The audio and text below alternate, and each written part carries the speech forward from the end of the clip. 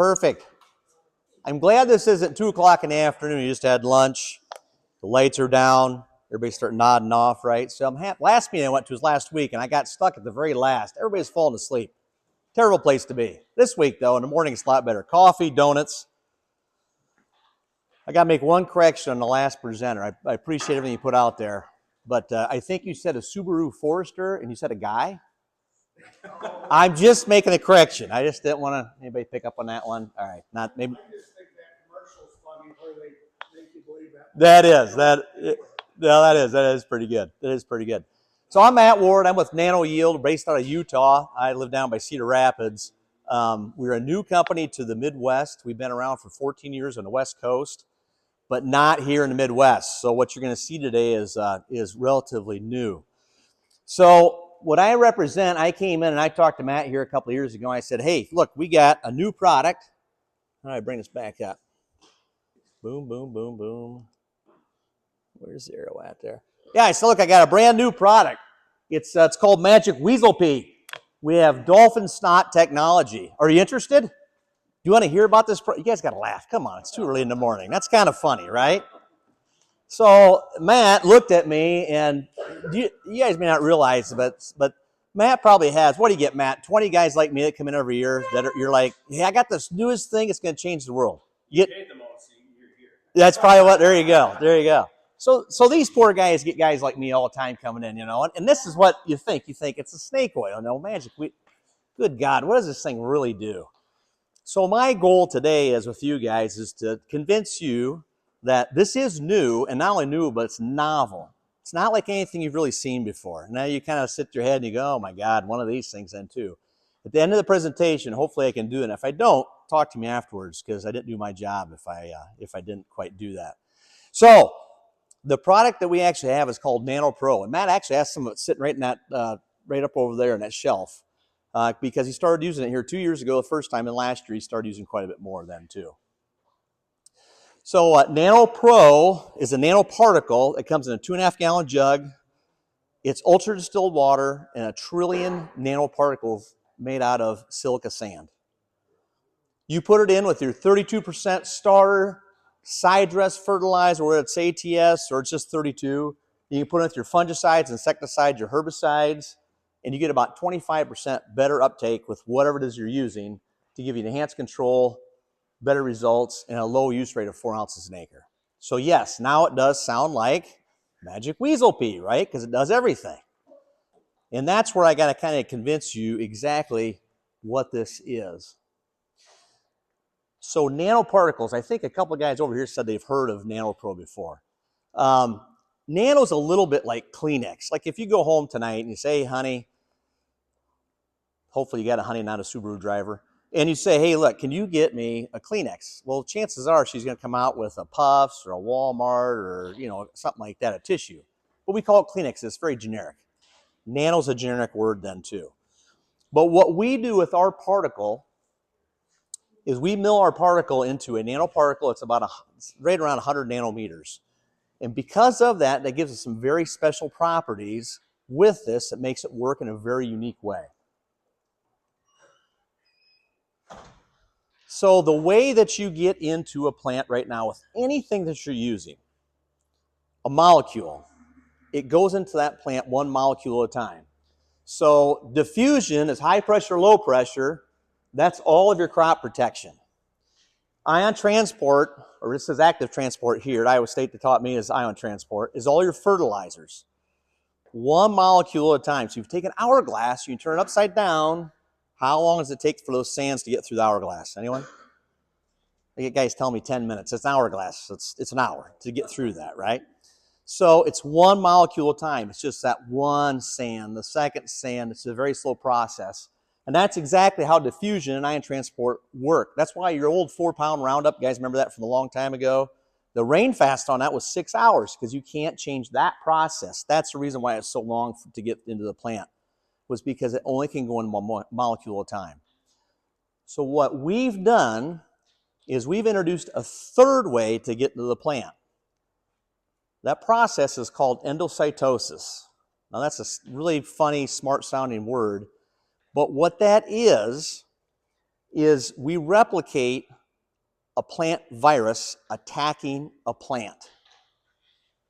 So if a virus comes to attack a plant, the first thing the plant does at the cellular level, it goes out and it grabs that virus and it puts a membrane around it and it sucks it directly into the cell. It sends a bunch of enzymes in to kill it. It's trying to defend itself. But in this case, it realizes it's just silica sand. It's harmless. So all the enzymes go away, the membrane dissolves, and whatever that molecule is carrying is released all at once. So if you think of a molecule as being a BB, and Matt has seen me, this is supposed to replicate a nanoparticle. So I carry these wiffle balls with me all the time. I see Bob smiling over there too, because he's seen me do this more than once. So attached to this wiffle ball is a BB on top of that. The reason for that is if you think of, let's say, a 32% molecule, that's about the same size as that BB, and the wiffle ball is about the same size as a nanoparticle. Now, because with 32%, it's about 0.36 nanometers. It's really, really small. Nanoparticle is about 100. So even though it's small, you can put a lot of those molecules into the nanoparticle itself. So that BB to that wiffle ball is about 7,000. So we put about 7,000 BBs into the wiffle ball.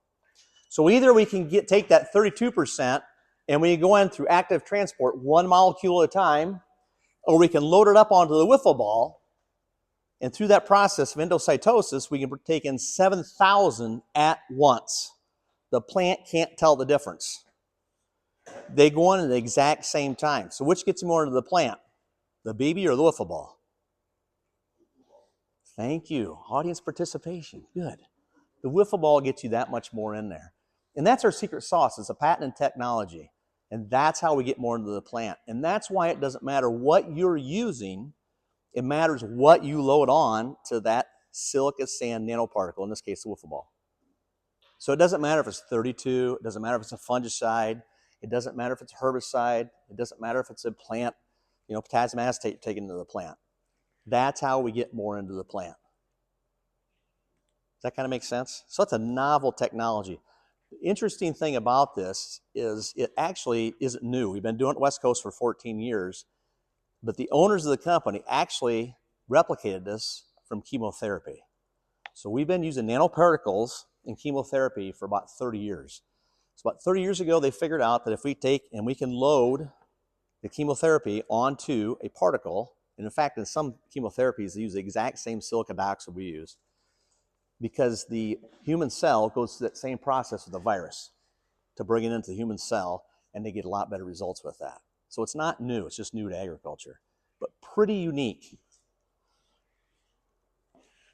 Everybody kind of tracking with that? This, again, is just going through the different sizes as you look through the different sizes of the nanoparticles. A leaf cell is about 30,000 nanometers, so we're 300 times smaller than that, but we're also 300 times bigger than a UAN particle. So it gives you an idea of what that relative size is then.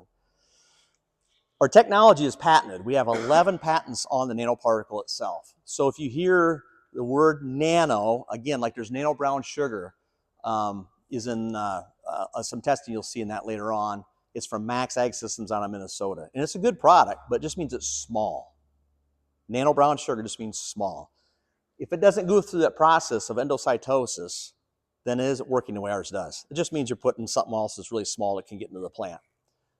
We are the only company that holds the patent for doing this process, and that makes us really unique for doing that. So let's show you some data, and this is where I'm going to get a wiffle ball thrown at me. Is it okay if I show this, Matt? First thing I'm going to show is, go Bex! I shouldn't say that in front of all you guys. But we do go through Bex to do our testing, and also Precision Planting are our two places that we get all of our testing done. The reason is that when the owners of the company, it's a father and son out of Utah. When they first came to the Midwest, they brought me on board as a consultant, and then a friend of mine, Mike Jackson, over in Indianapolis. And they said, hey, we've got a ton of data. And their book was about this thick, and it's on strawberries, watermelons. We just got a new study done on pears. Doesn't that excite you, pears? You guys don't give a shit about that, right?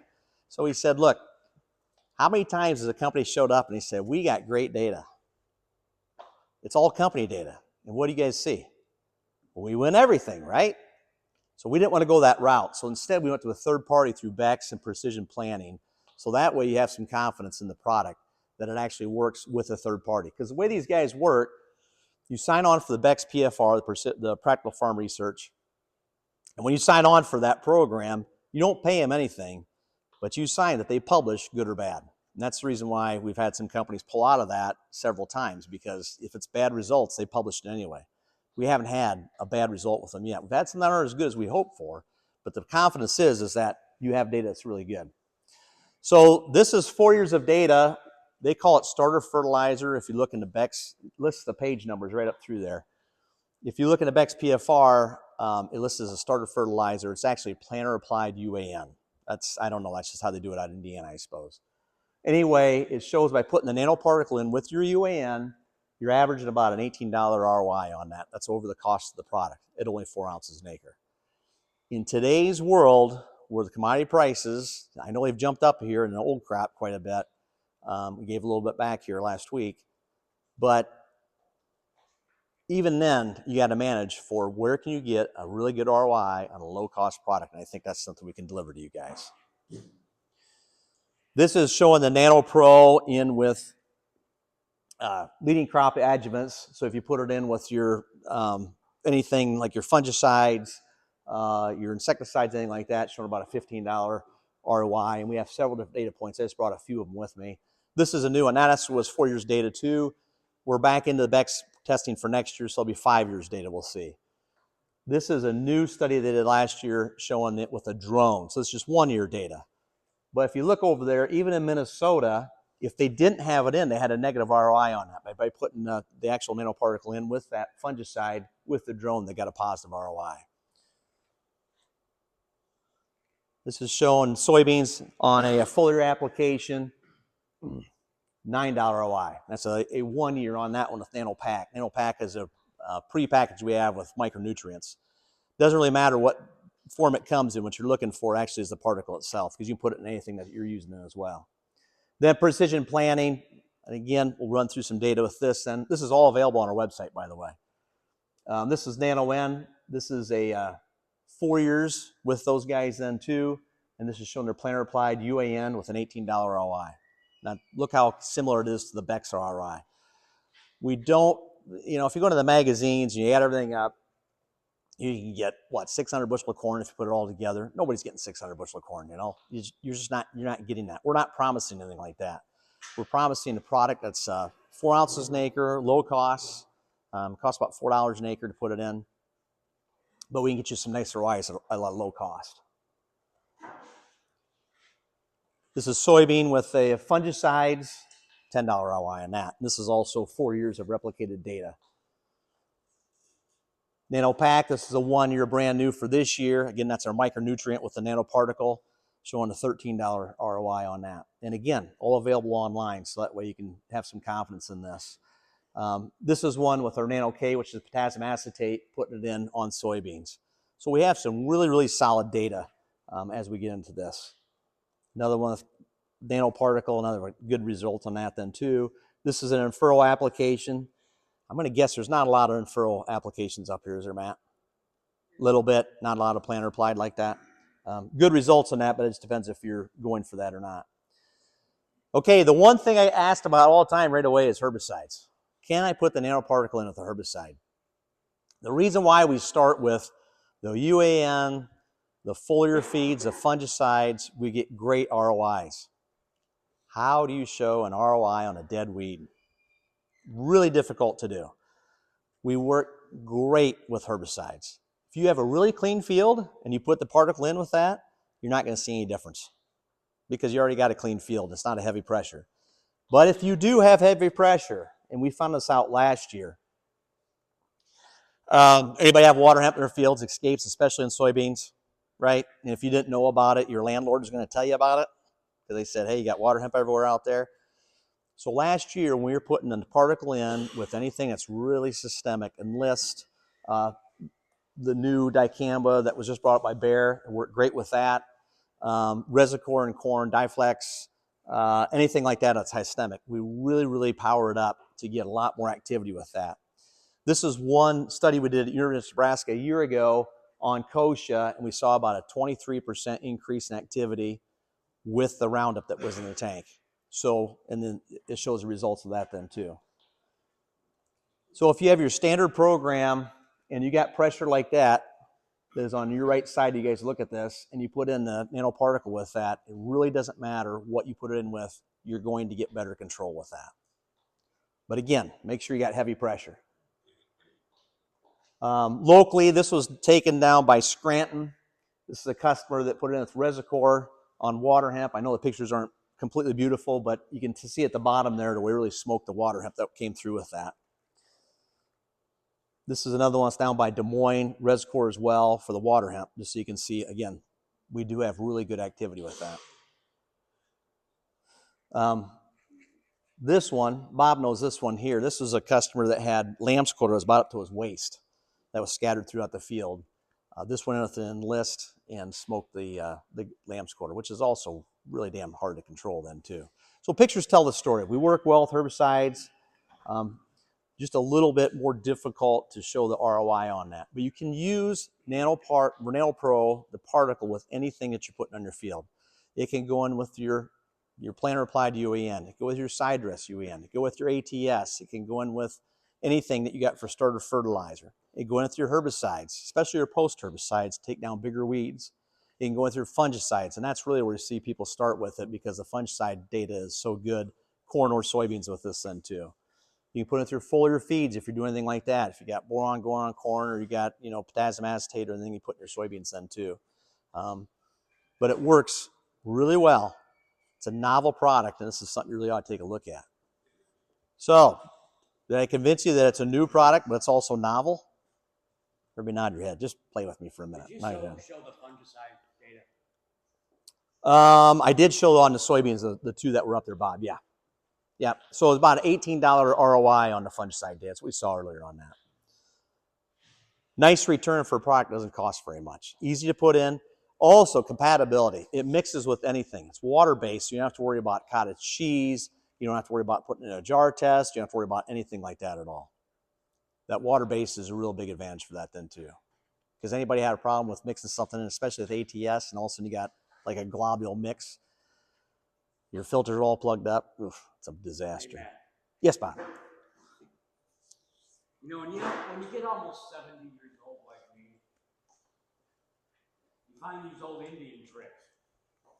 I'm going to call it an Indian trick.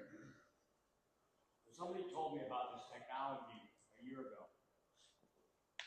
And the unique thing about it is when you throw it in with the fungicide, it provides enough ROI. This was widely researched over a number of years, multiple locations. It happened in this area too, where when you threw this technology in with your fungicide, it provided enough yield above your fungicide alone where it paid for your fungicide spray. See what I mean about old Indian tricks? I wish I could throw something in your tank that would pay for what was in that tank every time you were out of the field. We haven't had new adjuvant technology come in this business in how long? 40 years. Been a long time. And where does this come from? It comes from cancer research in California. They got it from cancer research. Well, actually, cancer applications is where they got that. Company's based out of Utah. So some really smart person who was doing medical research figured out that this was probably good for the human body to absorb more medicine. And some really smart person decided to try it in agriculture, and I'm sure that person's going to make a whole bunch of money. By the way, some amazing things with this stuff. And I deal with some farmers that got a few acres, and they don't spray from 10 o'clock in the morning until 2 o'clock in the afternoon. They start earlier than that, and they generally spray later than that. And it takes an awful lot of temperature to get them to stop. So it made me real comfortable with this one on herbicides is I was able to spray for a longer period of time during the day and not worry about the performance of what I was spraying out of that boom. Does this mean you can use this when it's 100 degrees? No. But I bet you could use this stuff successfully with at least 5 degrees more than what you used to stop spraying at. That's what this means to me. Thank you, Bob. I appreciate that. A couple of the handouts that just came through. There's one. This highlights the Bex data in the one, and on the other one, that's actually customer data throughout Iowa. And so that's not replicated data. That's customer data showing the results that they're getting using the nanoparticle with their different products then too. All right, that's everything I got. Anything else you add to that, Matt? Did you talk about like when do you put that in with the tank mix? As far as mixing order? Yep. Doesn't really matter in the mixing order. You put it in pretty much any time you need to put it in. Mixes instantaneously with what you put it in with. Nanoparticle attracts whatever it is within your molecules with what you're using onto the particle, which drives it into the plant. So if you got a bunch of different actives in the tank, like herbicides, nutrients, all that stuff. Yep. If you like when you're mixing it inductor, or if you mix this in with like your foliar feed, is it only going to encapsulate that, or is it going to grab everything once it gets into the overall? Really good question. You guys catch that question? If you put it in with one product, it's only going to load that versus the rest of the products. The process of how this works is very dynamic. Once it's into the tank, it continues to load and unload onto the particle. It never stops changing. So it's always loading. So if you have 5 products in there and you put it in with one product, once it gets to the tank, it's going to take and it's going to unload some of that and it's going to bring some more back into it then too. You guys remember back in your 8th grade earth science class, and they show the atom, right? And you got all the things floating around it, you know, your neutrons, your protons are going in and out. That's pretty much what this is doing once in the tank. We actually have a micron microscope in Utah where you can actually look at the nanoparticles. It sounds a little bit goofy, but you know, there's so many of them, they never stop moving. So when you look in it, it just looks like a sandstorm going back and forth all the time as these things are moving. That's how they will operate in your tank then too. And that's why they will load and unload whatever you're using. Really good question.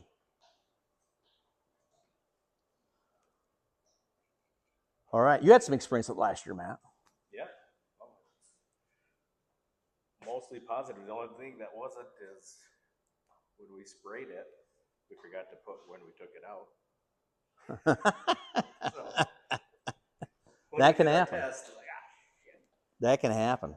But I think it took you a little bit too to when I first came in, you know, saying, "Geez, is this really something that's different?" And it does take a little while to kind of figure out exactly what it is, how it works, because we don't really fit any other carrier. We're actually labeled as a carrier adjuvant. And honestly, I don't even know what the hell that means. They came up with that terminology so they get it registered with the EPA. But we're an additive to whatever it is that you're using. We don't replace anything else. It's an additive to that. Now, you talked about ROI, and you could add 4 ounces this per acre. Yes, sir. Can you give us a cost of that 4 ounces? About $1 an ounce. So our ROI, yep. So the ROI you saw up there, like for the fungicides, was $17 for an ROI on that. So that's above and beyond the cost of the product. Yep.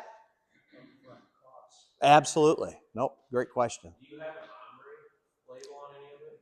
We not on this specific product, but we do have a nanoparticle that is ombre labeled. Yes, we do. Same technology. Exactly. It's the same. It's this whole labeling thing for that's a little bit of a, you know, I hate to say scam, but it's the exact same particle. It's all made out of the same silicon dioxide. Yes. Is it the same rate regardless of how many gallons per acre? So the question was, if you guys caught that, is the rate the same regardless of the gallons? The rate is 4 ounces an acre all the way up to 20 gallons an acre. If you go over 20 gallons, like if you're using UAN and you're putting it on with your floater and you're using 30 gallons, then you go to a 6 ounce rate. But for most of your applications, 4 ounces is going to cover pretty much anything you need. Yes, sir. So endocytosis is only occurring on the plasma membrane, right? And so on the exterior of the plant, you still have a cuticle, you still have guard cells on the exterior. I assume you guys are still recommending this needs to go into the surfactant to cut your cuticle, because if you don't get to the plasma membrane, you're still not going to have any endocytosis that occurs. That's correct. You guys catch that then? So number one, is this replacing anything in the tank? It doesn't replace anything in the tank. It's additive to the tank, because you're still using those other 2 processes of diffusion and ion transport to get into the leaf. No, it doesn't replace those. It just adds to that. And the second part of your question is that does endocytosis happen, or maybe a little bit where it happens? So endocytosis actually happens in the leaf cell. So it doesn't happen on the cuticle at all. just like a virus attack in the plant. As soon as the plant detects that virus is there, or in this case, a nanoparticle, it grabs it and brings it directly into the cell itself. So it actually doesn't happen on the leaf surface itself. Which, by the way, with that, we have found that if you put this in with some of your burners, so your Foamosaphin, your Ultra Blaze, or anything like that, we are actually seeing less burn with the product itself. And the reason is because you have less product that spends time on the leaf, so you'll get less burn with that. You're still going to get burned, but you will get a significant less burn with it, though, because of that, because of the way it works. Good question there, too. Other questions? Great. Otherwise, grab me a break. If you have more questions, I can answer those. Matt is well versed on the product itself. You can always go to him and ask him questions then. And really appreciate you guys giving me an opportunity to talk about Magic Weasel Pea. Thank you.